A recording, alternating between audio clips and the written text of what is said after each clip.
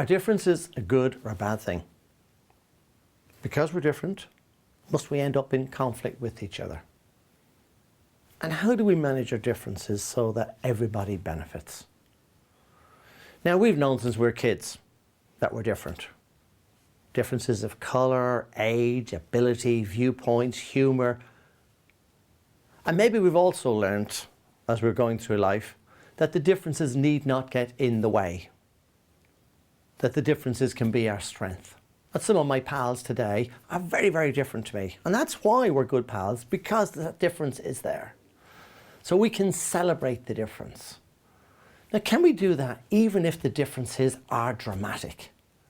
I remember once doing a team build, and one of the guys on the course lived in a boat in the middle of a nearby harbour. And when we said to him, why do you live in a boat in the middle of the harbour? And his answer was, to get as far away from people as possible. And we had a few people on that course who just couldn't get their heads around this. And they wanted to say, you're weird. Not weird, just dramatically different. That person has a strong need for space, their own space. Other people don't have that need. They have a need for company. They have a need for people.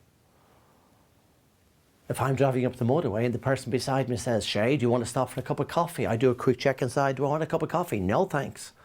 And suddenly an atmosphere starts growing in the car because they really wanted a cup of coffee, even though they didn't say they wanted a cup of coffee. A proposal is put on the table. It's greeted with silence. Some people will interpret that as approval, others as disapproval. When you thank somebody for doing a good job, some people will feel appreciated, others will feel patronised. These differences, they can get in the way and can be very confusing. So I'm going in that direction and you're going in that direction, so we don't see eye to eye. You try something different, but we still don't see eye to eye. You try something different again, that's the time to go shopping, play a game of golf, do anything but stay in that relationship when all you want is for us all to be going in the same direction. So how do we achieve that? How do you get people who are dramatically very, very different going in the same direction? Because very often, because of our differences, we bounce off each other like this. And there's an awful lot of wastage in our relationships. Sometimes this happens. We fight each other. Massive amount of wastage and bad feeling. I'm suggesting we might want to do that, where we blend the talents and the gifts, become something really powerful. Minimal wastage. Bob Geldof is supposed to have said to Mother Teresa, I can't do what you do. You can't do what I do. But together, we can change the world.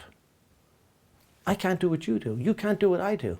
Together, we can be very, very powerful and make big differences to our world. My local football team, there's a player there called Cosmos, and he is absolutely brilliant up front. And he's excellent at taking penalties. He consistently scores 7 out of every 10 penalties he takes. Now, he is pretty hopeless in defence and pathetic saving goals.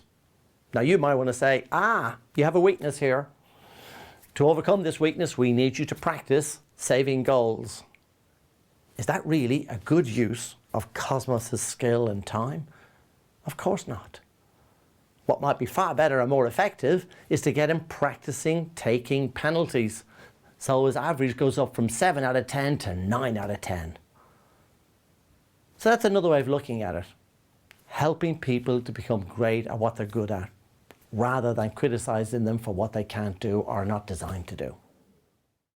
So to make your place of work an even better place to work, recognize the gifts that your colleagues are bringing to the team.